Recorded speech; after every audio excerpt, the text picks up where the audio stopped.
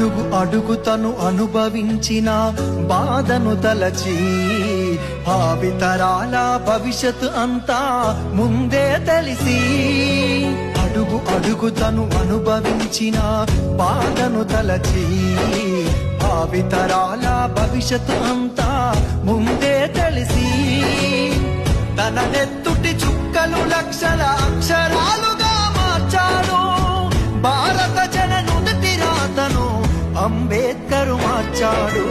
ఏమైపోయే వాళ్ళమో అంబేద్కర్ లేకుంటే, ఏ చీకటి మింగునో తను వెలుగై రాకుంటే.